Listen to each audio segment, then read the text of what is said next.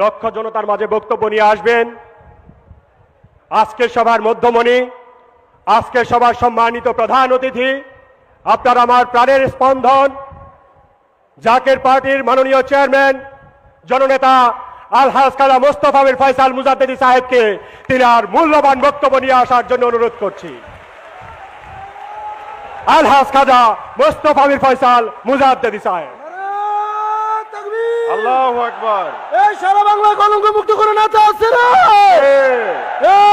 এই কোন সেনাটা? ফয়সাল ভাই। সবাই বলো ফয়সাল ভাই। একসাথে ফয়সাল ভাই। এক সুরে ফয়সাল ভাই। সারা বাংলা ফয়সাল ভাই। চালিয়ে দাও, শুনিয়ে দাও, সবাই বলো। বিসমিল্লাহির রহমানির রহিম। নাহমাদুহু ওয়া নুসাল্লি আলা রাসূলিহিল কারীম, আম্মা বাদ। আজকে আমি আসলে ভাষা হারিয়ে ফেলেছি। লাখো ভাই বোনের অন্তর নিংড়ানো যে ভালোবাসা আমি পেলাম, তাতে আমি বাকরুদ্ধ। শব্দ চয়ন আমার বন্ধ হয়ে গেছে, মাথায় কিছু আসছে না। তারপরেও দু একটি কথা বলার চেষ্টা করব। সর্বপ্রথম জাকের পার্টির মহান প্রতিষ্ঠাতা আমার আব্বাজান হুজুরের পুত পবিত্র কদম মুবারকে চুম্বন জানাচ্ছি। আমার অগ্রজ, আমার বড় ভাই মহামান্য হযরত খাজা বড় সাহেবজাদা মুজাদ্দিদি সাহেবের কদমে চুম্বন জানাই এবং আমার আব্বাজান হুজুরের পরিবার পরিজনের সকলের প্রতি শ্রদ্ধা জানাচ্ছি। আমার প্রাণপ্রিয় ভাই বোনেরা, এই ঐতিহাসিক স্থান, জাতির জনক বঙ্গবন্ধু স্মৃতিধন্য স্থান, ঐতিহাসিক এই স্থানেই স্বাধীনতা ঘোষিত হয়েছিল। ঐতিহাসিক এই স্থানেই আত্মসমর্পণ অনুষ্ঠান অনুষ্ঠিত হয়েছিল। আজকে সেই স্থানে কালের ধারাবাহিকতায় এবং সময়ের দাবিতে আমরা আজকের কাউন্সিল অধিবেশনে মহাসমাবেশ করছি। ভাই বোনেরা আমার, আপনাদের সবার উপরে আল্লাহর রহমত বর্ষিত হোক। আসসালামু আলাইকুম ওয়া রাহমাতুল্লাহি ওয়া বারাকাতুহু। জাকের পার্টি একটি আদর্শ, যেই আদর্শের পথে মানুষ মুক্তি পেতে পারে, যেই আদর্শের পথে মানুষ শান্তি পেতে পারে, সেই শিক্ষাই আমার আব্বা হুজুর দিয়ে গেছেন। ৭৭ বছর আগে থেকে শুরু করেছিলেন, ৩৪ বছর আগে জাকের পার্টি প্রতিষ্ঠিত হয়েছে। সেই শিক্ষায় শিক্ষিত হয়েই আমরা পথ চলি, আপনারা পথ চলেন। তাই আমরা নীতি নৈতিকতাকে প্রাধান্য দেই। আমরা মানবরূপী দানবের কাজ করি না। আমরা মানুষ শয়তান নই, কিন্তু দুর্ভাগ্যজনক হলেও বাংলাদেশে মানুষ শয়তানের সংখ্যা বৃদ্ধি পেয়েছে। আজকে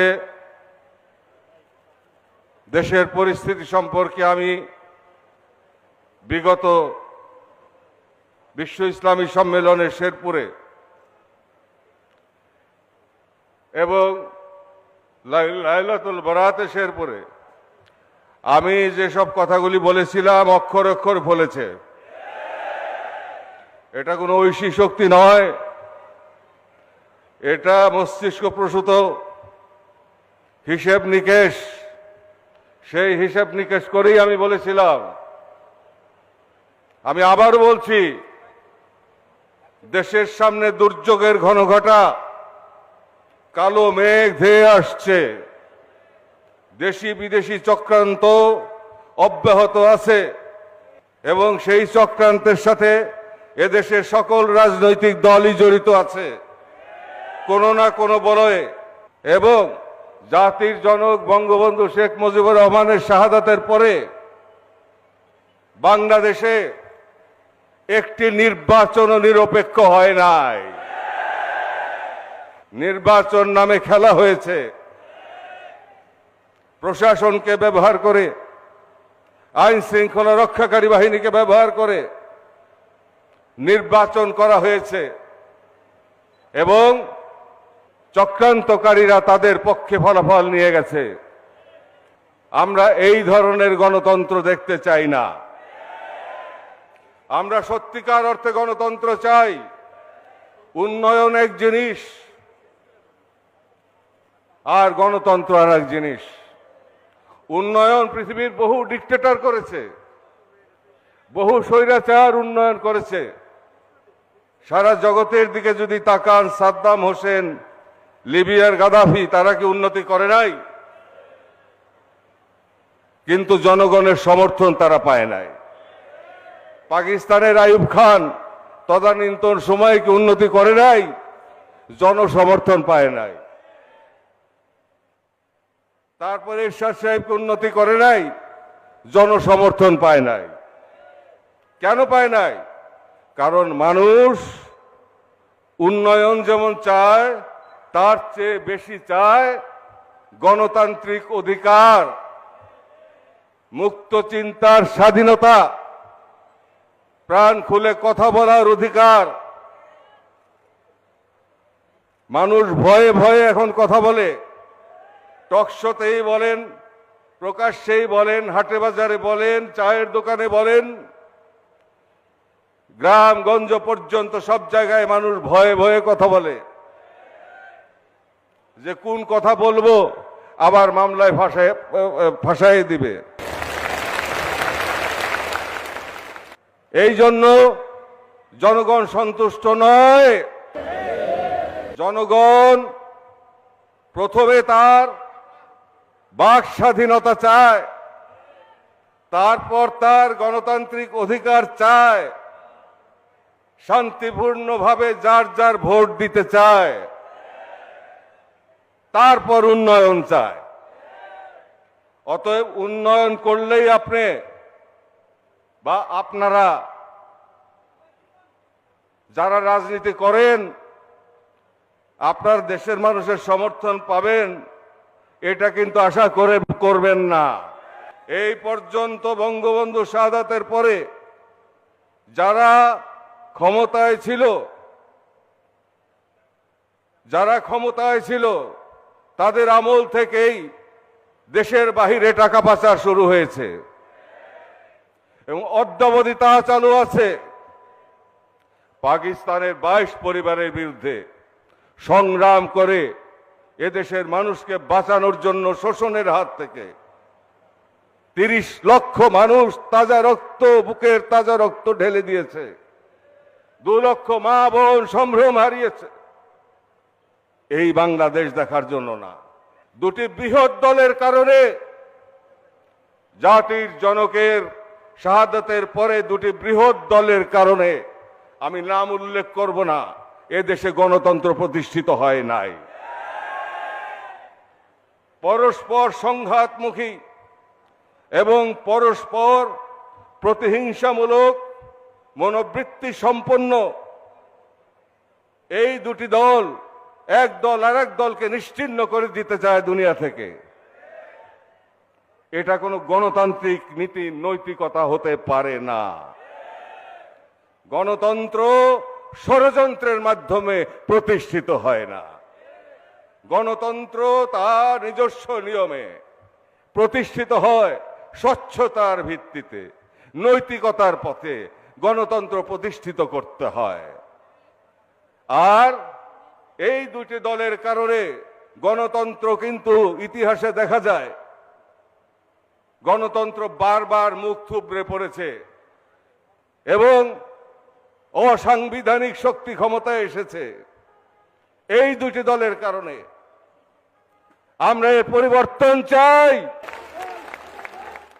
আজ বাংলাদেশে দুর্ভিক্ষের ঘনঘটা সামনে আসতেছে। ইতিমধ্যেই জিনিসপত্রের দাম বাড়া শুরু হয়েছে। ভারত খাদ্যশস্য রপ্তানি বন্ধ করে দিয়েছে। পৃথিবীর অনেক দেশ খাদ্যশস্য রপ্তানি বন্ধ করে দিচ্ছে, কিন্তু আমাদের হুঁশ নাই। আমরা মিথ্যাচারের উপরে দেশের মানুষকে হাতে রাখতে চাই, কিন্তু সত্য তো গোপন থাকে না।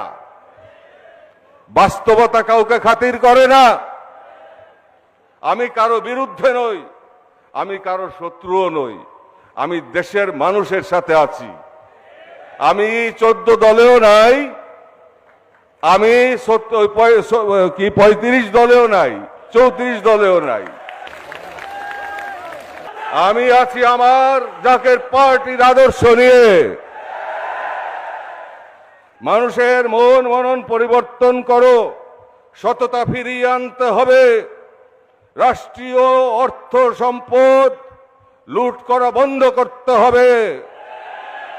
দেশের মানুষকে বাঁচাতে হবে। 1% মানুষের হাতে সম্পদ কুক্ষিগত করতে দেওয়া হবে না।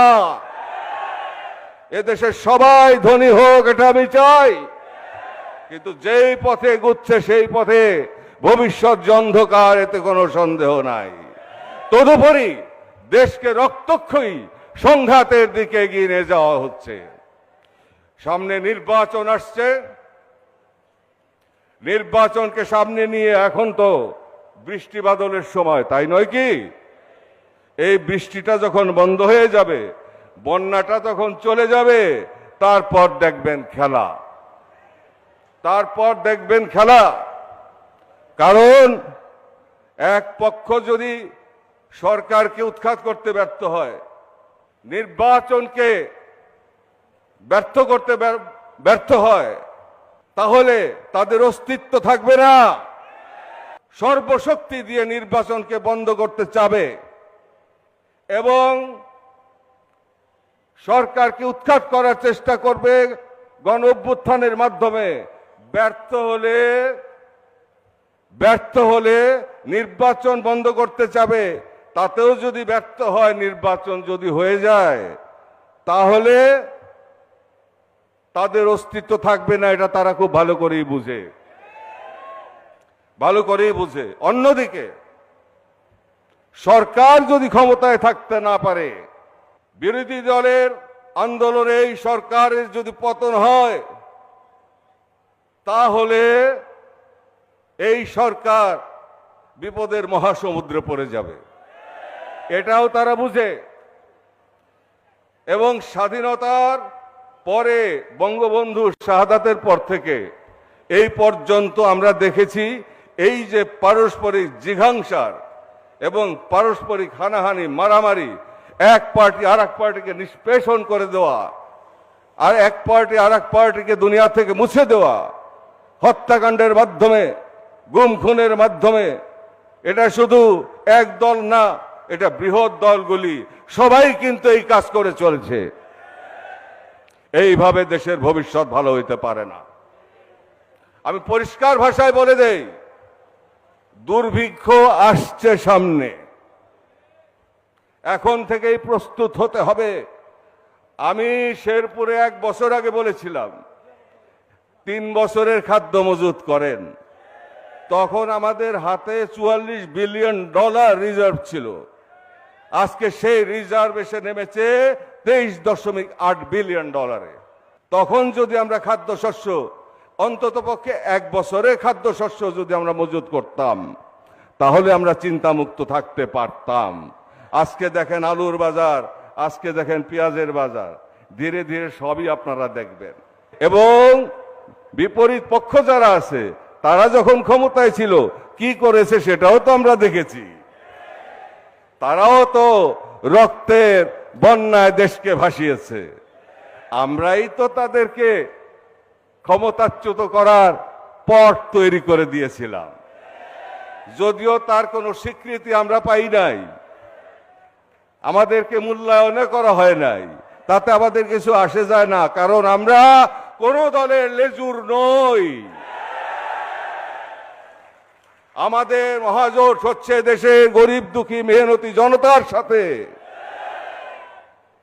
দেশবাসীর সাথে, গরিব মানুষের সাথে আমাদের মহাজোট। আমাদের সেই মহাজোট নিয়ে আমরা অগ্রসর হব। সময় কথা বলবে, সময় কথা বলবে। দেখিনু সেদিন রেলে কুলি বলে এক বাবু সাহেব তারে ঠেলে দিল নিচে ফেলে, চোখ ফেটেলো জল, এমনি করিয়া জগৎ জুড়িয়া মার খাবে দুর্বল। জাতীয় কবি লিখেছেন, এই যে এখানেই শুয়ে আছেন।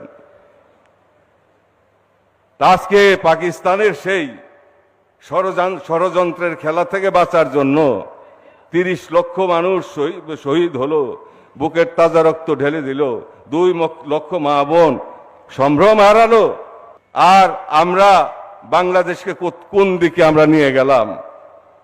ষড়যন্ত্রের মাধ্যমে বঙ্গবন্ধুকে হত্যা করা হলো। কিছু সংখ্যক কুচক্রী মহল তাকে বিভিন্ন ধরনের কথা বলে বিভ্রান্ত করে এমন একটা পরিবেশ সৃষ্টি করলো যে সেই সুযোগে তৃতীয় পক্ষ দিয়ে কাজ সেরে দিল। এরপর থেকে শুরু হয়ে গেল খেলা। তাই বলি, সেই বিএনপিও নাই, সেই আওয়ামী লীগও নাই। বঙ্গবন্ধুর আওয়ামী লীগ আর জিয়ার বিএনপি নাই। এখন হয়েছে পয়সা, পয়সা চাই, টাকা চাই।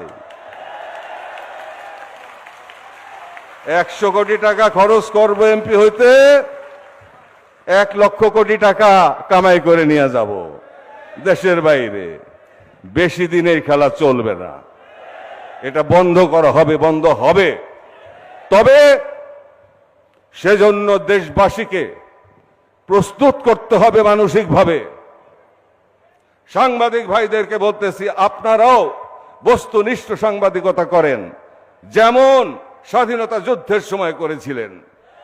তারা আজকে স্মরণীয় বরণীয় হয়ে আছে। যেরকম স্বাধীনতা উত্তরকালে বঙ্গবন্ধুর আমলেও কিন্তু ইয়েলো জার্নালিজম ছিল না, জার্নালিজম দলীয় ছিল না, সত্য কথা সবাই লিখত, সেজন্য সম্মানিত ছিলেন। আজকে পক্ষপাতমূলক সাংবাদিকতা, পক্ষপাতমূলক সংবাদ পরিবেশন যদি হয়, তাহলে সাংবাদিকদের মান সম্মান ক্ষুণ্ণ হবে। আপনাদের উপর আস্থা থাকবে না জনগণের এক সময়, যে উনরা যা লিখে এটা আসলে সত্য কথা না। তখন তারা ওই যে ফেসবুকের দিকে তাকাবে, বিদেশি নিউজের দিকে তাকাবে। যেমন এক সময় বাংলাদেশে আপনার 71 সালের মুক্তিযুদ্ধের সময় পাকিস্তানের টেলিভিশন কেউ শুনতো না, শুনতো আকাশবাণী আর শুনতো বিবিসি। সেখান থেকে তারা বিবিসির বাংলা অনুষ্ঠান তারা তথ্য সংগ্রহ করত এবং স্বাধীন বাংলা বেতার কেন্দ্র শুনত। অতএব আপনাদের প্রতিও আমি অনুরোধ করব, আমার প্রাণপ্রিয় সাংবাদিক ভাইয়েরা, আপনারা এই দলীয় আবর্ত থেকে বেরিয়ে আসেন, আপনারা সত্য প্রতিষ্ঠিত করেন। আমি বলি না আমারে সমর্থন করেন, আমি যদি অন্যায় করি আমার বিরুদ্ধে লেখেন, ধুয়ে দেন আমাকে, আমি অবনত মস্তকে আমি মাথা পেতে নিব। অবশ্যই আমি বিতর্ক করব, আপনাদেরকে জিজ্ঞাসা করব যে কেন আমার বিরুদ্ধে এটা লিখলেন। আপনাদের যুক্তি যদি সত্য হয়, আমি ক্ষমা চেয়ে মাথা নত করে মেনে নেব এবং আমি আমার বক্তব্য প্রত্যাহার করব। আমি সেই নীতিতে বিশ্বাস করি। সঠিক পথে রাজনীতি এগুবে।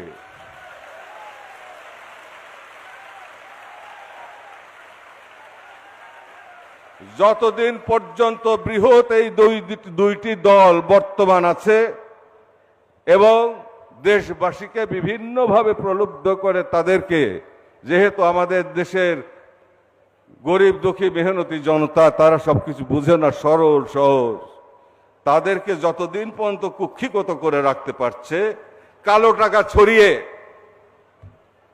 টাকা ছড়িয়ে এবং ব্যালট ছিনতাই করে, ব্যালটে সিল মেরে অথবা ফলাফল উল্টে দিয়ে, যাকে বলে মিডিয়া কু, উল্টে দিয়ে যতক্ষণ পর্যন্ত এই দুটি দল এই খেলা চালাবে, ততদিন পর্যন্ত গণতন্ত্র প্রতিষ্ঠিত হবে না। এখনো মানুষ কিছুটা সক্ষম, খাদ্যদ্রব্য কিনে কোন রকমে জীবন ধারণ করছে, কিন্তু এই পরিস্থিতি কিন্তু সামনে পরিবর্তন হবে। আরো একটি কথা বলি, যে ভারতবর্ষে একটি ভয়াবহ যুদ্ধ, একটা ভয়াবহ যুদ্ধ, ভারত, চীন, পাকিস্তান, এই তিন দেশের মধ্যে একটা ভয়াবহ যুদ্ধ লাগানোর ষড়যন্ত্র হচ্ছে। সেজন্যই বাংলাদেশের উপরে এইভাবে চোখ পড়েছে। এই জন্যই বাংলাদেশের উপরে এত গুরুত্ব পৃথিবীর এত দেশ থাকতে। কারণ বাংলাদেশ হচ্ছে আকিয়াবের পাশে, এই ভারত মহাসাগর সহ বঙ্গোপসাগর হয়ে সাউথ ইস্ট এশিয়া পর্যন্ত নিয়ন্ত্রণ করতে গেলে বাংলাদেশের প্রয়োজন। এটা শুধু মার্কিন যুক্তরাষ্ট্রেরই না, এটা শুধু ভারতেরই নয়, এটা শুধু চীনেরই নয়, সবারই। বাংলাদেশকে ধরে রাখতেই হবে, যা তাদের যারা চায় তাদের বলয়ে। তো সঙ্গত কারণেই আমি বলবো আমাদেরকে খুব হিসাব করে চলতে হবে। যদি ভারতবর্ষ বিরুদ্ধে, যেটা ওবামা বলেছিলেন যখন মাননীয় নরেন্দ্র মোদী যখন আমেরিকা সফরে যায়, তখন ওবামা বলেছিল যে আমার সাথে যদি সরাসরি দেখা হতো, আমি যদি দেখা তার সাথে করতাম, কারণ ভারত সম্পর্কে এবং মোদী সম্পর্কে আমি খুব ভালো করেই জানি। যদি আমার সাথে দেখা হতো আমি বলতাম আপনি যেই পথ ধরে এগুচ্ছেন ভারত ভেঙে টুকরো টুকরো হয়ে যাবে। এটা হচ্ছে একটা ইঙ্গিত। এটা বর্তমান প্রেসিডেন্ট বাইডেন না বলে ওবামার মুখ দিয়ে বলিয়েছে। অতএব এই সব ইস্যু নিয়ে পাকিস্তানে যে অবস্থা এবং সেখানে যুদ্ধ প্রস্তুতি, সবকিছু মিলিয়ে এমন একটা পরিবেশ তৈরি করা হচ্ছে যে একটা ভয়াবহ রক্তক্ষয়ী যুদ্ধ হবে। সেটা 1 বছর পরেই হোক বা 2 বছর পরেই হোক, ভয়াবহ যুদ্ধ হবে অনিবার্য। এবং সেটার বিষবাষ্প কিন্তু বাংলাদেশের উপরে এসে পড়বে। আমি সেজন্য দেশবাসীকে সতর্ক করছি, এখন হাসি খেলার সময় নয়, এখন তামাশা করার সময় নয়, এখন দেশ রক্ষার সময় আর গণতন্ত্র প্রতিষ্ঠিত করার সময়। গণতন্ত্র স্বচ্ছতার পথে, ন্যায়ানুবর্তিতার পথে গিয়েই গণতন্ত্রের আইন অনুযায়ী গণতন্ত্র প্রতিষ্ঠিত করতে হবে, যেটা সভ্য দেশসমূহে হয়ে থাকে। আর আমরা যদি অসভ্য হয়ে থাকি তাহলে আমাদের কপাল পুড়বে। এবং সেই গণতন্ত্রের মধ্যে দিয়ে সবাই মিলে জাতীয় ঐক্য গড়ে তুলতে হবে, জাতীয় কনসেনসাস তৈরি করতে হবে, ন্যাশনাল কনসেনসাস তৈরি করতে হবে। এটা ভারতেও আছে, পৃথিবীর সব উন্নত দেশে আছে। যে কোনো সময় দেশের উপর কোনো দুর্বিপাক বা কোনো সমস্যা আবর্তিত হলে তখন তারা একসাথে বসে। এমনকি ভাতে মারা পাকিস্তান, তাদেরও কিন্তু বিপদের সময় এক হয়ে যায়। একসাথে বসি না আমরা মাটির সাথে মিশিয়ে দেব, দেখি কি করে, তাই না? খেলা হবে। এ কি অবস্থা, কোন দেশে আছি আমরা? কি খেলা হবে? রক্তের খেলা, রক্তের হোলি খেলা হবে? আমরা থাকতে রক্তের হোলি খেলা হতে দেব না। আমরা শেষ পর্যন্ত দেখব 36টি রাজনৈতিক দল বিরোধী পক্ষে, বিরোধী দলের 36টি রাজনৈতিক দলের মধ্যে বিএনপি ছাড়া আর 35টা রাজনৈতিক দল, এরা কিন্তু সবাই মিলে এখানে আজকে সমবেত ভাই বোন যারা আছেন তাদের 10 ভাগের 1 ভাগ লোক জোগাড় করার ক্ষমতা নাই। একইভাবে বলি, 14 দলীয় জোটের এক আওয়ামী লীগ ছাড়া বাকি যে 13 দল আছে সবাই মিলে এখানে যে জনতা এখানে আজকে উপস্থিত, তার 20 ভাগের 1 ভাগ জোগাড় করার ক্ষমতাও নাই। অথচ তাদের খবর পত্রিকায় বিরাট বিরাট করে। এরা হইতেছে অনেকটা সহযোগী সংগঠনের মতো। ওই 36 দলের 35 দলই সহযোগী সংগঠন, আর বাকি যে আছে 14 দল 13 দলই সহযোগী সংগঠন। এদের নিজের পায়ে বল নাই, এরা ওই আওয়ামী লীগের বা বিএনপির কান্দে ভর করে ওই পার্লামেন্টে যে একটু আদাব সালাম পাইতে চায় এবং 2 পয়সা কামাই করতে চায়, এবং সেই রাজনীতিকদের কোনো মূল্য থাকে না, সম্মানও থাকে না, সবাই জানে, হাসাহাসি করে। কিন্তু ওনাদের লাজ লজ্জা নাই, ওনাদের যে কোনো ভাবেই হোক কদম মোবারক জড়িয়ে ধরে পদচুম্বন করে পদলেহন করে যদি একটা আসন একবার কেবল পেতে পারে তাহলেই হয়ে গেল ইনশাল্লাহ টাকা পয়সা কামাইয়ের রাস্তা।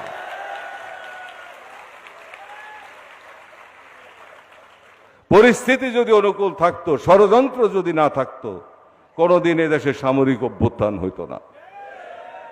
সুষ্ঠু গণতন্ত্রের ভিত যদি আমরা রচনা করতে পারতাম, সবাই মিলে জাতীয় স্বার্থে একটা কনসেনসাসে আসতে পারতাম, কতগুলি বিশেষ পয়েন্টের উপরে আমরা যদি ঠিক করে নিতে পারতাম এবং তার উপরে আমরা ঐক্যমত পোষণ করতাম, তাহলে কোনোদিন সামরিক শাসন আসতো না এবং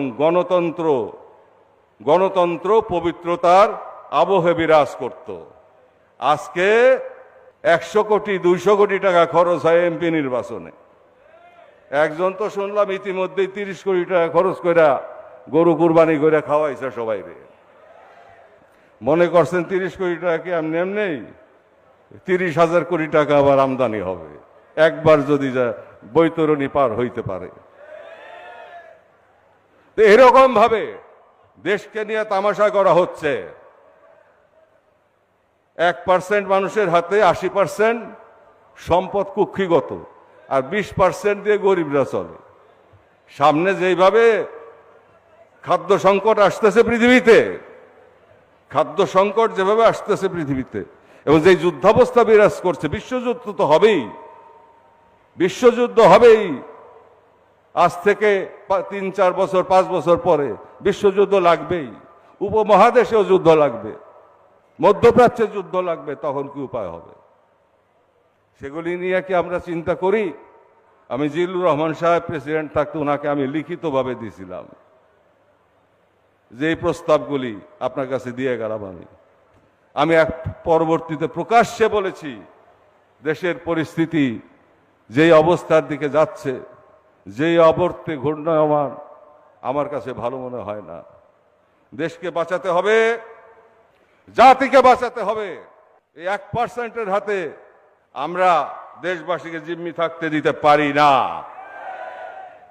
আমরা 4,554টি ইউনিয়ন পরিষদে, 12টি সিটি কর্পোরেশনে এবং 12টি সিটি কর্পোরেশনের অধীন 465টি ওয়ার্ড কাউন্সিলর প্রার্থী, 493টি উপজেলা পরিষদ চেয়ারম্যান প্রার্থী এবং 300টি সংসদীয় আসনের প্রার্থী, অর্থাৎ 6,215 প্রার্থী 6,215 স্থানে প্রতিদ্বন্দ্বিতা করার জন্য ইতিমধ্যে প্রস্তুত করে ফেলেছি।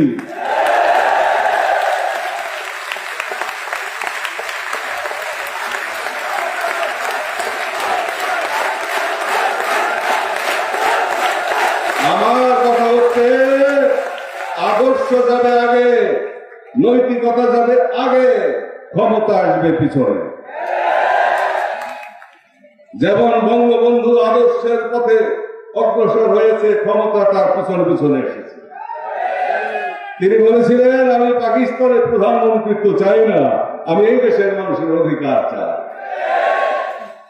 সেজন্যই তিনাকে কোরবানি করা হয়েছে সব অংশে, সমস্ত পরিবার পক্ষ। সেই ষড়যন্ত্র কিন্তু থেমে না। এখন উভয় পক্ষ ঢাল তলোয়ার নিয়ে প্রস্তুত হচ্ছে ভিতরে ভিতরে, উভয় পক্ষ, এবং বলতেছে খেলা হবে। কি খেলাতে হবে তা তো আমরা খুব ভালো করেই জানি। তবে খেলা যদি আমাদের জাতির ধৈর্য এবং সহ্যের সীমার বাহিরে চলে যায়, এবং দেশকে যদি গৃহযুদ্ধের দিকে ঠেলে দেওয়া হয়, তাহলে আমরা 21 লক্ষ নেতা কর্মী, আত্মত্যাগী নেতা কর্মী, আত্মত্যাগী বলছি আমরা বসে থাকবো না।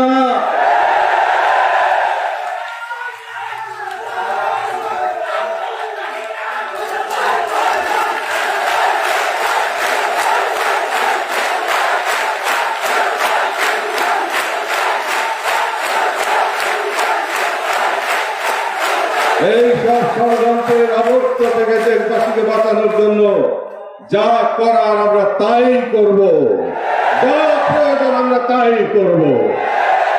এবং আমি যদি আরো বেশি প্রস্তুতি নিতে বলতাম, এবং আরো কিছু কৌশল আমি অবলম্বন করতাম, তবে আজকে এখানে যে জনসমাগম হয়েছে, লাখো মানুষের জনসমাগম, এটা কোটিতে রূপান্তরিত হইত। কিন্তু সেই কৌশলটা আমি অবলম্বন এখনো করি না। সময় মতো করব। অনর্থক শক্তি ক্ষয় বিশ্বাসী আমরা নই। পেপার টাইগার হইতে আমরা চাই না, ক্ষমতাও আমরা চাই না। অনৈতিক ভাবে আমরা ক্ষমতায় যাব না, নৈতিকতার পথ ধরে আমরা ক্ষমতায় যেতে চাই। আর দেশকে যারা চুষে খেয়েছে, বঙ্গবন্ধু শাহাদাতের পরে তিনি কতবার বলেছেন, আমি বিদেশ থেকে ভিক্ষা করে আনি আর চাটার গোষ্ঠী চাইটা খেয়ে ভালাই যায়। পাকিস্তানিরা সব নিয়ে গেছে, আমার ফিকা চোর দিয়ে গেছে। বঙ্গবন্ধু সেরে যাওয়ার পরে তো ভিড় খালি, তাই না? এখন তো যা খুশি তাই করা যায়। তারপর থেকে শুরু হয়েছে রক্তের খেলা, ক্ষমতার জন্য রক্তের খেলা, ষড়যন্ত্র। গণতন্ত্র প্রতিষ্ঠিত হয় না। তাই আমি বললাম, ষড়যন্ত্র দিয়ে গণতন্ত্র আসবে না। তাই ভাই অবপনের আমার এই 1% মানুষ, 22 পরিবারের জায়গায় 1000 পরিবার, দেশের 80%, দেশের 70-80% সম্পদ কুক্ষিগত করে রাখবে আর বিদেশে পাচার করবে।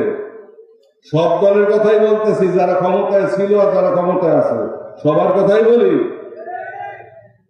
এটা কিন্তু দেশের জন্য অশনি সংকেত, এটা ভালো নয়। আমরা বারে বারে ঘুরবো, এসে খেয়ে যেতে দেব না তো আর ধান আর ধান আর ধান। বাংলা দুশ্মন, তোষামতি চাটুকার, সাবধান সাবধান সাবধান। একে অপরের দোষারোপ করে, একে অপরের দোষারোপ করে। কিন্তু নজরুল ইসলামের একটি কবিতা মনে পড়ে গেল, 2টি লাইন। আমরা সবাই পাপী, নিজের পাপের বাটখারা দিয়ে অন্যের পাপ পাপী। এই সব বৃহৎ দলের অবস্থা হয়েছে। তাই এ চোর ও চোর, এ চোর ও চোর, ও শয়তান ও শয়তান চলছে। এবং ভিতর ভিতর প্রস্তুতিও চলছে। এই জন্য খেলবে কিসের খেলা? রক্তের খেলা। রক্তের খেলা বাংলাদেশে আমরা হইতে দিব না। গণতন্ত্র নিয়ে সিনেমিনি খেলতে আমরা দেব না। স্বাধীনতা নিয়ে সিনেমিনি খেলতে আমরা দেব না। বিদেশিদের পথ প্রশস্ত করে দেওয়ার পর প্রশস্ত করে দেওয়ার ষড়যন্ত্র আমরা কোনোভাবেই মেনে নেব না। আমরা স্বাধীন আছি, আমরা স্বাধীন থাকবো, আমাদের সিদ্ধান্ত আমরা নেব, নিতে পারবে না। আমরা তাই জাতীয় ঐক্য, দেশবাসী ঐক্যবদ্ধ করে একটি নতুন বাংলাদেশ আমরা গড়ে তুলতে চাই, যেখানে থাকবে শুধু শান্তি শান্তি আর শান্তি। কেউ খাবে তো কেউ খাবে না, তা হবে না, তা হবে না। অন্ন চাই, বস্ত্র চাই, বাঁচার মতো বাঁচতে চাই। তাই সকলে মুখে হাসি ফোটানোর জন্য আমি আপনাদের সবাইকে গ্রামে গ্রামে প্রস্তুতি নিতে বলছি। আপনারা কেউ ঘরে বসে থাকবেন না। মনে রাখবেন, এবারে সংগ্রাম বাংলাদেশকে রক্ষা করার সংগ্রাম। এবারে সংগ্রাম প্রকৃত গণতন্ত্র প্রতিষ্ঠার সংগ্রাম। আপনাদের সবার উপরে আল্লাহ তাআলার অপার করুণা বর্ষিত হোক। আমিন আমিন সুম্মা আমিন। ওয়া আখির দাওয়ানা আলহামদুলিল্লাহি রাব্বিল আলামিন। আসসালামু আলাইকুম ওয়া রাহমাতুল্লাহি ওয়া বারাকাতুহু।